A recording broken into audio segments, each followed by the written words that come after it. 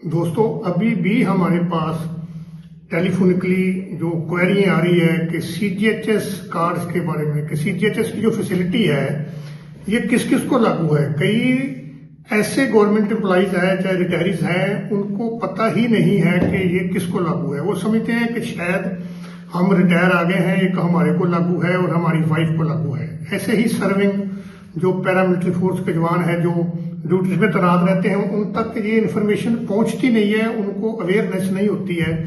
तो उन तक पहुंचाने के लिए आज की इस वीडियो में हम फिर दोबारा से एक बार बता देते हैं कि ये सीजीएचएस जो है इसका बेनिफिट किस किस को लागू है, कौन इसकी सुविधा जो ले सकता है।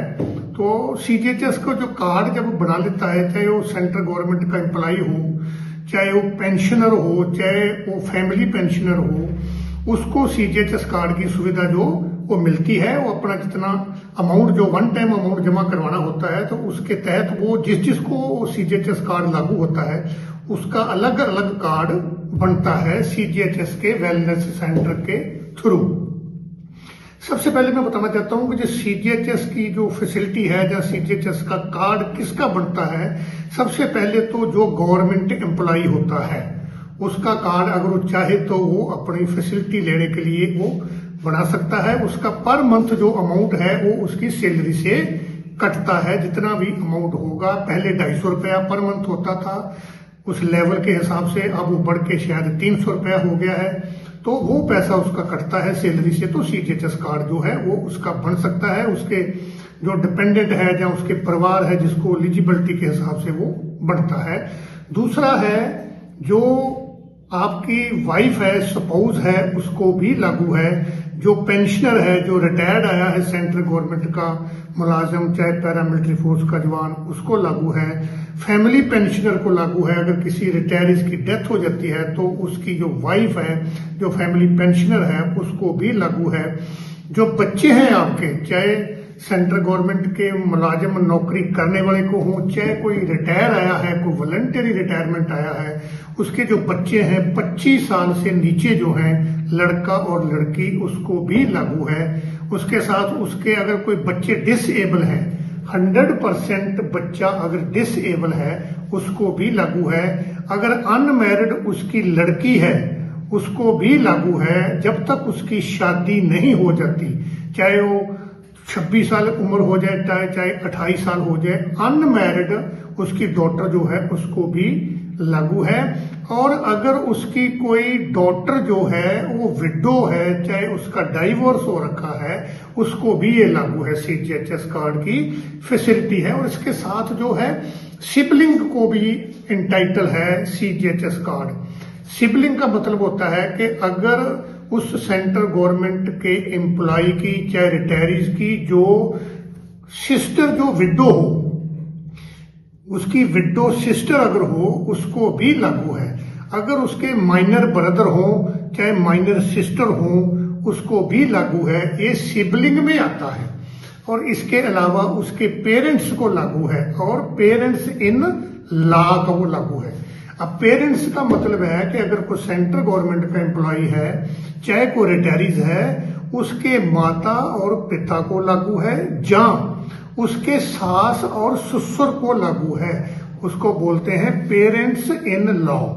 पर इसमें एक कंडीशन है कि आपको वन टाइम ऑप्शन देना पड़ेगा। अभी जो लेटेस्ट इंस्ट्रक्शन हमारे पास पहुंची है 13 मई 2026 को, उसमें इस पॉइंट को क्लियर किया गया है कि ये जो पेरेंट्स और पेरेंट्स इन लॉ की फैसिलिटी है, ये आप एक ही ले सकते हैं। ये आपको जब भी सीजीएचएस कार्ड आपने बनाना है तो आपने ऑप्शन देना है, वहां इन राइटिंग ऑप्शन देना है कि आप अपने पेरेंट्स का, माता पिता का, या अपने सास और ससुर का, पेरेंट्स इन लॉ का सीजीएचएस कार्ड बनाना चाहते हैं। और जो ऑप्शन आपने एक बार दे दिया वो ऑप्शन दोबारा चेंज नहीं होगा। ये भी इसमें क्लियर किया गया है। फॉर एग्जांपल, अगर आपने पेरेंट्स का, अपने माता पिता का ऑप्शन दे के कार्ड बनवाया है, तो वो उसके बाद आप अपने सास और ससुर का कार्ड नहीं बना सकते हैं। ऐसे ही अगर आपने पेरेंट्स इन लॉ, सास ससुर का, सीजीएचएस कार्ड बनाने का ऑप्शन दिया है, तो उसके बाद आपके माता पिता अगर जिंदा भी हैं तो भी आप उनका कार्ड नहीं बना सकते। और इसके साथ एक चीज और बता देता हूं कि फॉर एग्जाम्पल आपने अपने माता और पिता का सीजीएचएस कार्ड बना रखा है और उनकी डेथ हो जाती है, तो आप ये नहीं कर सकते कि आप अपने सास ससुर का कार्ड अभी बनवा लें। ऐसा प्रावधान, ऐसा रूल नहीं है। पेरेंट्स का और पेरेंट्स इन लॉ का जो ऑप्शन जब कार्ड आपका बनेगा उसी टाइम देना है, और तभी ही आपका कार्ड उनको ये फैसिलिटी जो है ये लागू होगी। अब इसके साथ हम एक चीज और आपको बताना चाहते हैं कि अभी मार्च 2024 में एक इंस्ट्रक्शन आई थी कि जो central service medical attendants rule 1944, जिसको CSMA रूल 1944 बोलते हैं, इसका मतलब ये होता है कि जो भी सेंट्रल गवर्नमेंट के एम्प्लॉइज हैं, सर्विस कर रहे हैं, वो अपना जो भी मेडिकल फैसिलिटी लेते हैं गवर्नमेंट ऑफ इंडिया की तरफ से जो मिलती है, चाहे वो क्लेम करना हो, चाहे उनकी सरकारी हॉस्पिटल में इलाज करना हो, तो वो इस रूल में आता है। तो इस रूल के तहत पहले ये जो पेरेंट्स इन लॉ का प्रोविजन था ये उसमें, और पेरेंट्स का प्रोविजन था उसमें, ये कल वाली जो अमेंडमेंट आई है 13 मई 2026 को, तो इसमें भी ये क्लियर कर दिया गया है कि central service and medical attendants rule जो 1944 के तहत भी आप पेरेंट्स और पेरेंट्स इन लॉ को चूज कर सकते हैं। एक टाइम ऑप्शन आप देके उसमें भी आपका ये उनको बेनिफिटेड है।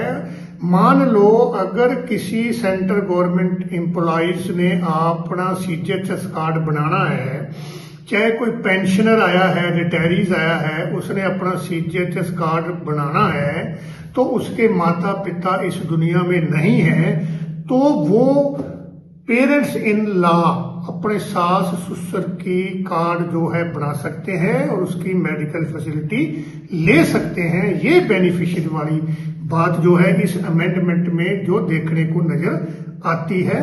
तो हम आज की इस वीडियो में यही ही क्लियर करना चाहते थे कि जो भी क्वेरीज हमारे पास आई थी, एक तो हमने उसको बता दिया है, दूसरा पेरेंट्स और पेरेंट्स इन लॉ का जो मीनिंग है वो भी हमने आपको क्लियर कर दिया है। ये 13 मई 2026 का जो मिनिस्ट्री ऑफ हेल्थ का जो दिल्ली से इंस्ट्रक्शन इशू की हुई है वो हमारे पास पहुंची है, तो हमने चाहा कि आपको इस फैसिलिटी के, इस चेंजेस के बारे में, इस अमेंडमेंट के बारे में आप तक इस वीडियो के माध्यम से पहुंचाया जाए। तो आप कृपा करके इस वीडियो को जरूर सेंट्रल गवर्नमेंट के एम्प्लॉइज और pensioner, central armed police forces के सर्विंग जवान, रिटायरीज और उनके परिवारों तक इसको शेयर जरूर करना है, ताकि इसकी जो अमेंडमेंट है, इसके बेनिफिट है जो सीजीएचएस कार्ड होल्डर्स हैं, जहां जो central service medical attendants rule 1944 के तहत एलिजिबल हैं, वो इसका बेनिफिट लें। और आपसे बेनती है कि इस वीडियोस को शेयर कीजिए और सब्सक्राइब जरूर कीजिए, क्योंकि हम नई से नई जो इन्फॉर्मेशन हमारे तक पहुंचती है वो आप तक पहुंच सके। अपने कमेंट्स भी दीजिए और लाइक जरूर करिए हमारी इस वीडियोस को। बहुत बहुत धन्यवाद। जय हिंद।